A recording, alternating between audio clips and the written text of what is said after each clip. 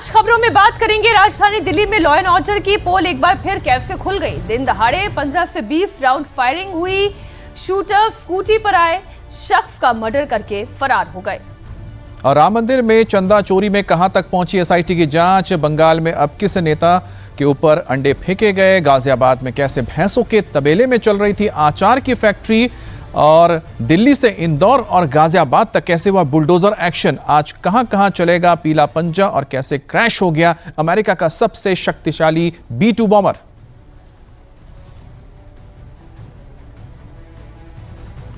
राजधानी दिल्ली में law and order की पोल एक बार फिर से खुल गई है। दिन दहाड़े 15 से 20 राउंड फायरिंग हुई। शूटर स्कूटी पर सवार होकर आए शख्स का मर्डर करके फरार हो गए। पुलिस फिलहाल लकीर पीट रही है। बड़ी खबर दिल्ली से है। दिन दहाड़े फायरिंग से दिल्ली का दयालपुर इलाका थर्रा उठा। स्कूटी सवार 3 शूटर्स ने शख्स की हत्या कर दी। मारे गए युवक की पहचान राशिद के तौर पर हुई है, जो आम आदमी पार्टी का कार्यकर्ता बताया जा रहा है। रंगदारी ना देने पर अक्की डॉन गैंग के लोगों पर हत्या का शक है। करीब 15 से 20 राउंड फायरिंग की गई। अब सीसीटीवी तस्वीर भी आप देखिए। 3 हमलावर एक स्कूटी पर सवार होकर आए। बाजार में उस वक्त भीड़ भाड़ भी है। सभी अपने अपने काम में व्यस्त हैं। तभी स्कूटी एक मकान के बाहर रुकती है। 2 हमलावर स्कूटी से उतरते हैं। गोलियां चलाते हुए घर में दाखिल होते हैं और ताबड़तोड़ गोलियां चलाते हैं।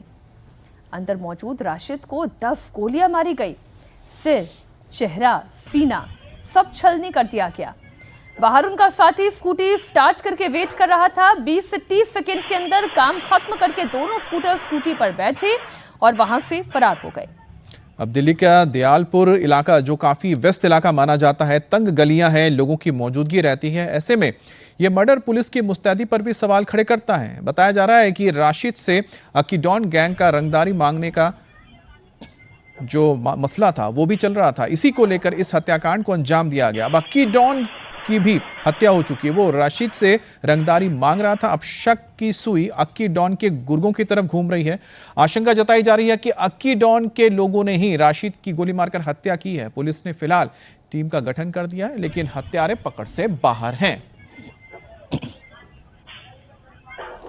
इस तरह की वारदातें दिल्ली में आम क्यों हो गई हैं? दिल्ली में जान इतनी सस्ती क्यों हो गई है? लॉ एंड ऑर्डर का यह हाल क्यों हो गया है? सवाल दिल्ली पुलिस से पूछे जा रहे हैं। दिल्ली का दयालपुर इलाका गोलियों की तड़तड़ाहट से थर्रा उठा है। 15 से 20 राउंड फायरिंग दिन दहाड़े हुई है। मरने वालों की पहचान राशिद के तौर पर हुई है। वो आम आदमी पार्टी का कार्यकर्ता भी बताया जा रहा है। उसके चेहरे, सिर और सीने पर कुल 10 गोलियां लगी हैं। तीनों शूटर्स स्कूटी पर सवार होकर आए थे। अक्की डॉन के गुर्गों पर हत्या का शक है। और हमारे साथ कुमार सोनू जुड़ गए हैं। कुमार सोनू, आपके पास क्या जानकारी मिल रही है? क्या पुलिस को कोई सुराग मिल पाया है कि हत्यारे कौन थे? क्योंकि सीसीटीवी में तो साफ नजर आ रहे हैं। देखिए बिल्कुल अमित, ये 3 जो हैं शूटर थे और ये एक स्कूटी पर सवार होकर आते हैं। सबसे पहले जब राशिद जो है देर शाम अपने घर के बाहर गली के कोने पर खड़ा होता है, तो उस दौरान उस पर ताबड़तोड़ गोलियां चलाई जाती है। तकरीबन 15 राउंड फायर जो है किए जाते हैं, जिसमें से 10 के करीब गोलियां जो हैं वो राशिद को लगी है। और उसके बाद वो मौके से हथियार लहराते हुए स्कूटी पर फरार हो जाते हैं। आपको बता दें इसमें 2 सीसीटीवी है। दूसरी सीसीटीवी फुटेज में तीनों जो शूटर हैं वो जब फरार हो रहे हैं हथियार लहराते हुए, तो उनकी स्कूटी टकरा जाती है, गिरती है। तो कुमार सोनू, जो हम वीडियो देख रहे हैं और आपके पीछे के जो इलाका देख रहे हैं वो एक ही जैसा लग रहा है। अगर आप मौका वारदात पर ही हैं तो जरा जगह भी हमें दिखाइएगा, कहां पर यह वारदात हुई है? देखिए यहां से कुछ कदमों की दूरी पर है अभी, क्योंकि यहां पर आगे कंस्ट्रक्शन का काम चल रहा है, तो यहां से हमें रास्ता चेंज करके जाना पड़ेगा। लेकिन अमित, मैं पूरा आपको सीक्वेंस समझा देता हूं कि ये तीनों शूटर जो हैं आते हैं शाम में, और जब राशिद अपने घर की गली के कोने पर खड़ा होता है तो उस वक्त ये ताबड़तोड़ गोलियां चलाते हैं। 2 शूटर जो हैं स्कूटी से उतरते हैं और उसके बाद एक के बाद एक अंधाधुंध गोलियां चलाना शुरू कर देते हैं। 15 राउंड फायर किए जाते हैं, जिसमें से 10 के करीब जो है वो राशिद को लगे हैं। आपको बता दें तकरीबन 6 महीने पहले भी राशिद पर जानलेवा हमला हो चुका है, जिसमें वो बाल बाल बच गया था। फिलहाल पुलिस पूरे मामले की जांच में जुटी हुई है। स्कूटी से घटना को अंजाम देने के बाद जब स्कूटी से तीनों शूटर फरार हो रहे होते हैं, तो उस दौरान इनकी स्कूटी टकराकर गिर जाते हैं ये तीनों शूटर और उठते हैं। फिर उसके बाद स्कूटी पर सवार होकर हथियार लहराते हुए निकलते हैं। पूरा भीड़ भाड़ वाला पूरा इलाका है और कोई भी शख्स इन्हें रोकने की कोशिश तक नहीं करता कि इतनी बड़ी घटना को ये सरेआम अंजाम देकर फरार हो जाते हैं। हालांकि पुलिस सूत्रों का कहना है ये आपसी रंजिश का मामला भी हो सकता है और दो गैंग के बीच की राइवलरी भी हो सकती है, क्योंकि जो मृतक राशिद है वो खुद जो है एक थाने का दयालपुर थाने का बेड करेक्टर था, जिसे आमतौर पर आम पुलिस की भाषा में बीसी बोला जाता है, और आम आदमी पार्टी से भी जो है ये किसी तरीके से जुड़ा हुआ था। हालांकि पुलिस अभी इस पूरे मामले पर कुछ भी ज्यादा बोलने को तैयार नहीं है, लेकिन पुलिस सूत्रों का साफ तौर पर कहना है कि जो शूटर हैं और जो स्कूटी है वो आइडेंटिफाई कर ली गई है। अब जल्द ही जो है पुलिस की गिरफ्त में होंगे तीनों शूटर। जी, तो एक बात तो साफ है, दिल्ली में लॉ एंड ऑर्डर तो है नहीं कुमार, और ना पुलिस वालों का डर है इन अपराधियों को, क्योंकि जिस तरीके से इस पूरी हत्या को अंजाम दिया गया, वो भी इतने भीड़ भाड़ वाले इलाके में लोगों के बीच में हत्या करके यहां से फरार हो गए, उसका साफ मतलब यह है कि अभी कानून का डर इन लोगों में नहीं है। बहुत शुक्रिया कुमार आपका इस पूरी जानकारी के लिए। और अभी में बड़ी खबर बेंगलुरु से आ रही है, जहां पर 22 साल की महिला के मर्डर से सनसनीखेज ये मामला अब सामने आया है। भवानी नाम की महिला की हत्या का मामला सामने आने के बाद हड़कंप मच गया। आरोपी ने उसे सुसाइड करार देने की कोशिश की। 22 साल की भवानी से आरोपी ऑटो ड्राइवर चंद्रशेखर ने सीक्रेट शादी की, और जब लड़की की फैमिली वालों ने अपनी बेटी की सगाई तय की तो भवानी का गला घोंटकर उसने हत्या कर दी। आरोपी ने जहर खाकर खुद भी आत्महत्या का नाटक किया। पुलिस ने अब आरोपी चंद्रशेखर को दबोच लिया है। छानबीन हो रही है। जांच में सामने आया कि आरोपी चंद्रशेखर पहले से शादीशुदा था और 6 साल का उसका एक बेटा भी है। संवाददाता टी राघवन बेंगलुरु से हमारे साथ जुड़ गए हैं। ये जो 22 साल की भवानी है, जिसकी हत्या करके खुद जहर खाने का नाटक कर रहा था, ये पकड़ में कैसे आया?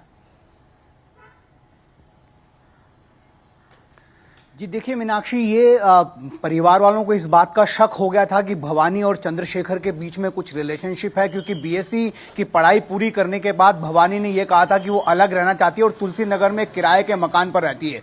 वहां पर जो रहती थी और किराए के मकान के जो मालिक हैं उनका यह कहना था कि वहां पर चंद्रशेखर का अक्सर आना जाना होता था, और उन लोगों ने ये बताया भवानी और चंद्रशेखर ने कि वो दोनों हस्बैंड एंड वाइफ है। और ऐसा अब पता चल रहा है पुलिस की जांच में कि इन लोगों ने सीक्रेटिवली एक मैरिज भी की थी, और उस दिन 13 जून को चंद्रशेखर ने अपने व्हाट्सएप स्टेटस पर उन दोनों की साथ में ये फोटो लगाई थी और ये कहा था कि शादी की सालगिरह मुबारक हो। तब परिवार वालों को शक हुआ जब उन्होंने भवानी के व्हाट्सएप स्टेटस पर उसको देखा, तो उन्होंने तुरंत भवानी के पिता श्रीनिवास को अलर्ट किया। लेकिन जब तक श्रीनिवास वहां पर पहुंच पाते भवानी के घर तक, तब तक ये बताया जा रहा है कि दोनों ने जहर खाया था। हालांकि भवानी ने उल्टी कर दी, वो चेतना में थी, तो उस वक्त चंद्रशेखर ने उसका गला घोंटकर हत्या कर दी। उसके बाद खुद भी जहर पी लिया। अब एफएसएल के जरिए यह पता लगाने की कोशिश की जा रही है कि क्या सिर्फ चंद्रशेखर ने जहर पीने का नाटक किया था या फिर दोनों ही सुसाइड पैक्ट में एक दूसरे की जान जो है लेना चाहते थे। लेकिन फिलहाल चंद्रशेखर को भवानी की हत्या के मामले में बुक किया जा चुका है और उसे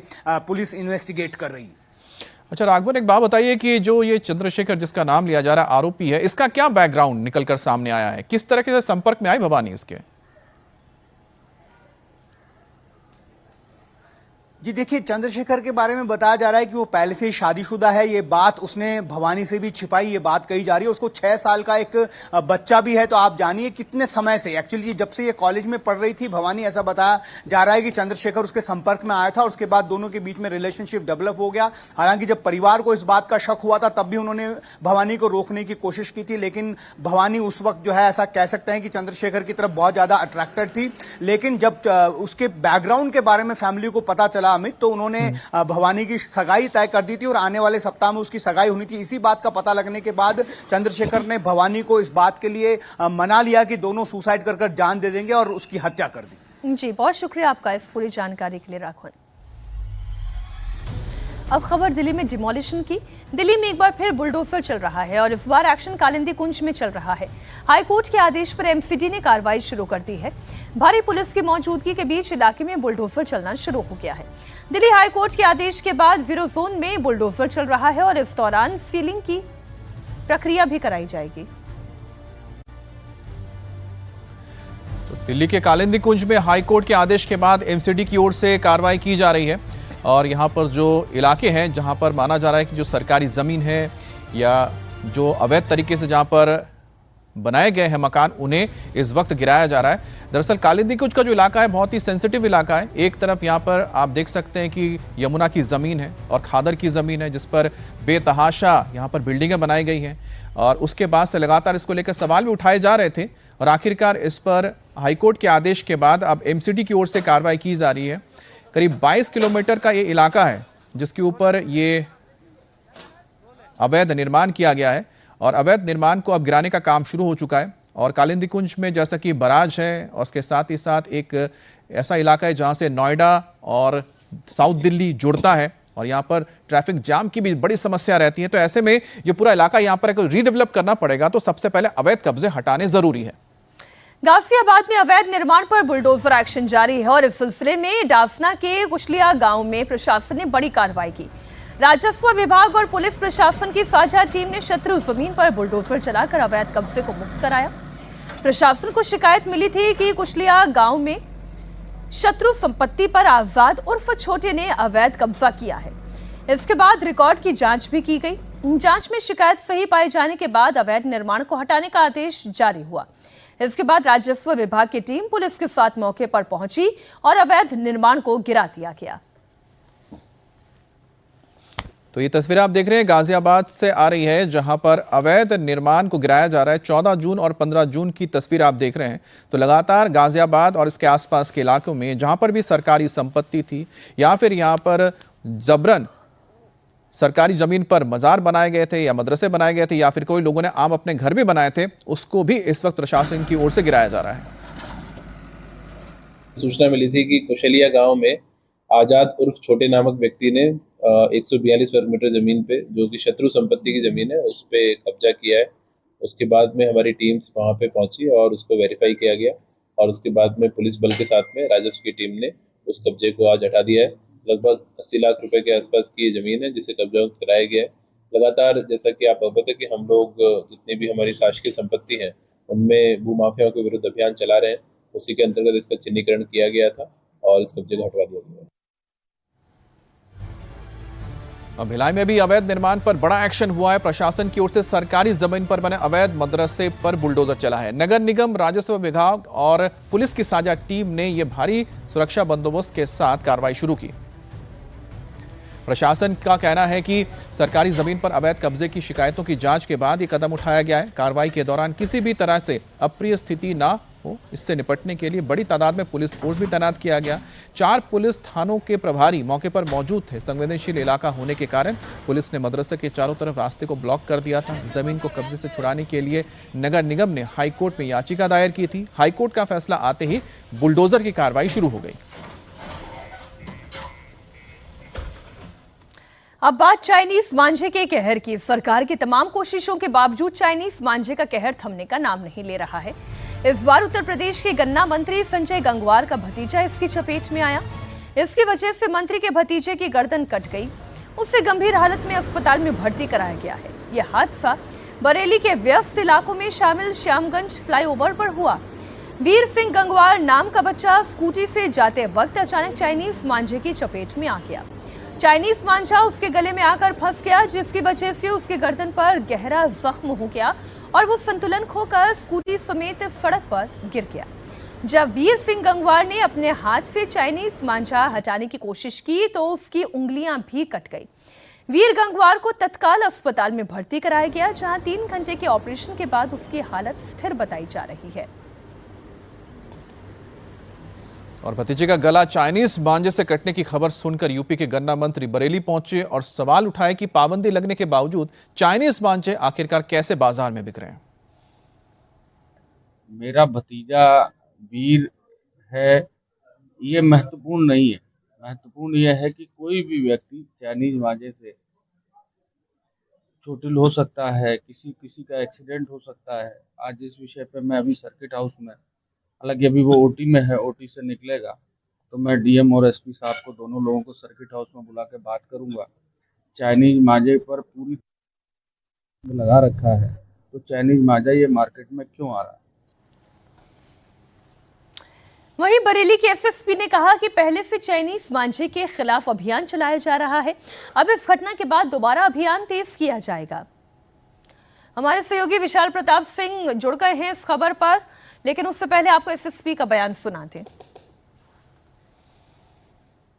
सुबह एक व्यक्ति के चाइनीज मांझे से घायल होने की सूचना प्राप्त हुई थी शामतगंज के पास में। थाना बारादरी अंतर्गत उनका उपचार कराया जा रहा है। जितने भी यहाँ मांझा बनाने वाले हैं उनके यहाँ पूर्व में भी अभियान चला के और भारी संख्या में गिरफ्तारियां की गई थी और बरामदगी की गई थी। एक बार पुनः जनपद स्तर पर अभियान चला के जो भी इस तरह का मांझा जो हार्मफुल हो सकता है उसको अगर स्टोर कर रहे हैं या फिर उसका विक्रय कर रहे हैं उनके विरुद्ध अभियान चला के कार्रवाई सुनिश्चित की जाए। और विशाल प्रताप सिंह हमारे साथ जुड़ गए हैं। विशाल, क्या जानकारी मिल रही है फिलहाल? बच्चे की हालत कैसी है? दूसरी बात तो यह कि जो मंत्री जी भी सवाल उठा रहे हैं कि जब बैन है तो फिर चाइनीज मांझा कैसे मार्केट में है?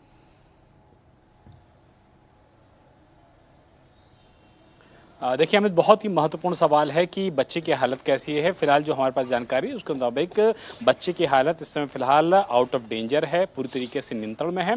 और दूसरी बात जो आपने उठाई वो सबसे ज़्यादा इंपॉर्टेंट इसलिए हो जाती है कि अगर चाइनीज़ मांझे पर इस तरीके से प्रतिबंध उत्तर प्रदेश में लागू है, कागज़ों के जरिए आदेश होकर लागू है, उसके बावजूद अगर उसका भंडारण हो रहा है, उसको विक्रय किया जा रहा है, वो मार्केट में लोगों तक पहुँच रहा है, लोग उससे पतंग उड़ा रहे हैं, फ्लाईओवर्स के ऊपर जैसा कि इस मामले में हुआ, बरेली के फ्लाईओवर के ऊपर मांझा बाकायदा मौजूद था। और सबसे इंपॉर्टेंट ये हो जाता है कि जो लोकल अथॉरिटीज़ होती हैं, जो नगर निगम होता है, जो म्यूनसिपैलिटी होती है, उसकी भी ये जिम्मेदारी बनती है कि अगर कहीं फ्लाईओवर पर इस तरीके का जो प्रतिबंधित मांझा है उसकी मौजूदगी है, वो मौजूद है, तो कम से कम उसको हटाने का काम भी लोकल अथॉरिटीज़ के लिए एक बड़ी चुनौती बन गया है। क्योंकि लगातार चाइनीज़ मांझे का बाजार में आना, बिकना और उसके बाद इस तरीके का हादसा का होना, ये दिखाता है कि प्रशासन की जो बातें होती हैं और जो प्रशासन का एक्शन ग्राउंड पे होता है उसमें कहीं ना कहीं फर्क नजर आता है। और यही वजह है कि इस तरीके के हादसे सामने आते हैं। बरेली के एसएसपी भी बोल रहे हैं, मंत्री का चूंकि भतीजा है वो खुद भी बोल रहे हैं कि ये इंपॉर्टेंट नहीं है कि मंत्री के भतीजे के साथ ये घटना हुई है या किसी आम इंसान के साथ हुई है। इंपॉर्टेंट ये है कि अगर सरकार ने कोई आदेश दिया है तो उसका पालन ग्राउंड जीरो पर क्यों नहीं हो रहा है। और इसीलिए आने वाले दिनों में बरेली का जो जिला प्रशासन है, पुलिस प्रशासन है, वो इस पूरे मामले में बाकायदा जो अभियान है वो भी चलाएगा। लेकिन ज़रूरत इस बात की है कि इस अभियान को इस तरीके से चलाया जाए कि भविष्य में कोई भी मासूम कम से कम ऐसे प्रतिबंधित मांझे की चपेट में आने से बच सके। बहुत शुक्रिया विशाल आपका इस पूरी जानकारी के लिए। वाकई में किसी की जान पर बनाए और कानून हो जाने के बाद भी अगर उसका पालन नहीं हो रहा है तो इस पर प्रशासन को अपनी नजरें टेढ़ी करने की जरूरत है। खबर बंगाल से। बंगाल में 4 मई के बाद तस्वीर बदल गई है। जो टीएमसी पिछले 15 सालों से एक छत्र राज कर रही थी, उसी टीएमसी के नेता पिछले महीने से अंडों की मार झेल रहे हैं। हालात तो ऐसे हो गए हैं कि अब अंडों से बचने के लिए टीएमसी के बड़े बड़े नेता रात में भी छाता लेकर घूम रहे हैं, बिना बारिश के भी छाते के साथ घूम रहे हैं। अभिषेक बैनर्जी कल ममता के घर मीटिंग के लिए पहुंचे तो छाते से कवर करके उन्हें अंदर ले जाया गया। और इसी स्पॉट पर टीएमसी के सीनियर नेता कुणाल घोष, जो आप तस्वीरों में देख रहे हैं, वो जब अंदर आ रहे थे तो उनको मीडिया कर्मी ने रोक लिया। तो मीडिया से वो जब बात करने लगे तो पीछे से कुछ व्यक्ति आए, उन पे अंडे फेंक दिए। देखिए अंडे फेंके गए इनके ऊपर। और ये जब हमला हुआ था इसके बाद ही आप समझ सकते हैं कि जो मौके पर मौजूद जो सुरक्षा कर्मी थे वो सतर्क हो गए। जब अभिषेक बैनर्जी पहुंचे रात को तब उनको ढकने के लिए, उनको बचाने के लिए छाते का इस्तेमाल किया गया। इस अटैक के बाद कुणाल घोष ने आरोप लगाया कि ममता के घर आने से रोकने की साजिश हो रही है ताकि कोई ममता दीदी के घर नहीं आए, उनसे नहीं मिले, पार्टी के नेताओं से ममता बनर्जी का कनेक्ट खत्म हो जाए। मई के लास्ट में अभिषेक बैनर्जी पर भी अंडा फेंका गया था जब वो सोनारपुर गए थे और कुणाल घोष पर भी अटैक किया गया, लेकिन ये अटैक हुआ बिल्कुल ममता बनर्जी के घर के बाहर। पिछले कुछ दिनों में बंगाल के अंदर अंडों से हमले का नया ट्रेंड शुरू हो गया है। जहां भी टीएमसी के नेता जा रहे हैं या पुलिस उन्हें ले जा रही है, अंडे से उनका स्वागत किया जा रहा है। अब कुणाल घोष पर अटैक हुआ। टीएमसी नेता कुणाल घोष ने कालीघाट पुलिस स्टेशन में शिकायत भी दर्ज कराई। टीएमसी का आरोप है कि बीजेपी के इशारे पर यह सब हो रहा है और बीजेपी से जुड़े हुए लोग अंडा वॉर में शामिल हैं। ये क्या हो रहा है? ममता दीदी का घर में तो कोई नहीं आएगा। ये क्या है? हम यहाँ से रास्ते से जा रहा है, हम यहाँ से निकल रहे हैं, हम क्यों खड़ा हुआ? मैं तो आप लोग का रिक्वेस्ट में, पहले मैं क्या बोला, आज कोई बोलने का कुछ नहीं है, तो आप लोग रिक्वेस्ट किया, मेरे खड़ा हो गया। ये क्या मेरा दोष है? अपना दया करे जनरोष और विक्षोभ कथाटी बोल। बंगाल में टीएमसी के बड़े नेताओं पर हमला 28 मई से शुरू हुआ, जो थमने का नाम नहीं ले रहा। सबसे पहले टीएमसी सांसद सौगत राय की गाड़ी पर नॉर्थ 24 परगना में अंडों से हमला हुआ था। फिर 30 मई को सबसे बड़ा अंडा प्रहार हुआ जब टीएमसी सांसद और ममता बनर्जी के भतीजे अभिषेक बनर्जी पर ताबड़तोड़ अंडे बरसाए गए। उसके बाद लगभग हर दिन ऐसी ही तस्वीर बंगाल के अलग अलग इलाकों से सामने आने लगी। टीएमसी के पार्षद, विधायक, सांसद या पूर्व में बड़े पदों पर रहे हुए लीडर्स, किसी को भी लोगों ने बख्शा नहीं। जहां मौका मिला वहां अंडों की बरसात कर दी, जिसके चलते अब टीएमसी के नेताओं में जबरदस्त खौफ है। कुणाल घोष पर अटैक करने वाले आरोपी चंदन ने बताया कि टीएमसी नेताओं के खिलाफ पहले से लोगों में बहुत गुस्सा है। कुणाल घोष पर अत्याचार, जुल्म करने का आरोप है। ये लोग बहुत अत्याचार किया भैया, ये हम लोग का, ये कुणाल घोष का क्या अत्याचार किया है? ये कम अत्याचार नहीं किया हम लोग पब्लिक के ऊपर में। आज ये डीम खाने के लायक ही हो गया, ये डीम खाने के लायक ही है आज, इसीलिए इसको डीम मारने हम लोग आए हैं। आपका घर क्या है? यहाँ पर ही है? हम लोग लोकल ही, हाँ लोकल ही हम लोग। क्या गलत किया? गलत बहुत कुछ किया, आप लोग तो सब कुछ जानते हैं। ऐसा कुछ गलत काम नहीं किया जो पता नहीं है किसी को, सब कुछ जानता है। बहुत गलत काम किया लोग। अब टीएमसी के सबसे बुरे दिन चल रहे हैं। 4 मई के बाद से टीएमसी नेताओं के हालात दिन ब दिन बिगड़ते जा रहे हैं। अंडों के अटैक से टीएमसी के नेता इतने डरे हैं कि अब तो छातों के जरिए कवर किया जा रहा है। ये कल की तस्वीर आपको दिखा रहे हैं। अभिषेक बनर्जी जब ईडी से करीब 8 घंटे से ज्यादा की पूछताछ के बाद ममता बनर्जी के घर पहुंचे, जैसे ही वो उतरे तो उनको देखिए घेर कर उनके तमाम सुरक्षाकर्मी खड़े हुए हैं। कोई बारिश नहीं हो रही थी, ना ही धूप थी। ये सिर्फ और सिर्फ अंडों से बचने के लिए, जो अंडों की बरसात हो रही है उससे सुरक्षा देने के लिए अभिषेक बनर्जी को ये छाते लगाए गए थे। बंगाल में टीएमसी के नेताओं पर ताबड़तोड़ अंडा अटैक हो रहा है। बंगाल में प्रदर्शन का नया हथियार इस वक्त अंडा बन गया है। हर तरफ से एक ही जैसी खबर और एक ही जैसी तस्वीर, पूरी टाइमलाइन आपके सामने रख रहे हैं और नेताओं की तस्वीरें आपके सामने हैं। जहां जाओ वहां पर अंडों की बारिश हो रही है। छोटे से लेकर बड़े नेता तक इस मार को झेलने के लिए मजबूर हैं। टीएमसी ने आरोप लगाया है कि इस वक्त बंगाल में उनके नेताओं की जान खतरे में है। हालांकि अंडे से किसी की जान तो नहीं जा सकती। पुराना समय आप याद करें जब डराने के लिए, धमकाने के लिए औरतों को सफेद रंग की साड़ी भेजी जाती थी। टीएमसी के नेताओं का और उनके कार्यकर्ताओं का, या यूं कहें गुंडों का, इतना खौफ था कि बीजेपी के नेता और कार्यकर्ताओं के घर पर जब सफेद साड़ियां आती थी तब सोचिए जरा खौफ क्या होता होगा। अभी तो चलिए फिर भी अंडों की बारिश हो रही है। ये देख लीजिए, ये लड़का का पिक्चर। यही लड़का ने आज के जो ग्रुप आया था अंडा छोड़ के छुड़ने के लिए, उसका अंदर यही था। हमने सीपी को साथ फोन किया, 25 मिनट 30 मिनट हो गया, लेकिन कोई नहीं आया है। हम लोग का लाइफ अभी डेंजर जगह में है। कहाँ किधर किसी जगह में घूमने नहीं सकेगा। ये लोग किसी को घूमने नहीं देंगे। ये लोग किसी का, उन लोग का विरुद्ध में भी बोलना देंगे। अभी पश्चिम बंगाल में ऐसा हालत आ गया। अरे डेवलपमेंट क्या, डेवलपमेंट तो बाद में। देश का गणतंत्र जो सबसे ठीक नहीं है। लाइफ खतरा है, किसी आदमी का, कोई आदमी का खतरा है। ब्यूरो अपोजिशन का लाइफ जब खतरा होता है, क्या गणतंत्र होता है? कुछ गणतंत्र नहीं है, कोई गणतंत्र नहीं होता है। गणतंत्र पूरा नष्ट कर दिया।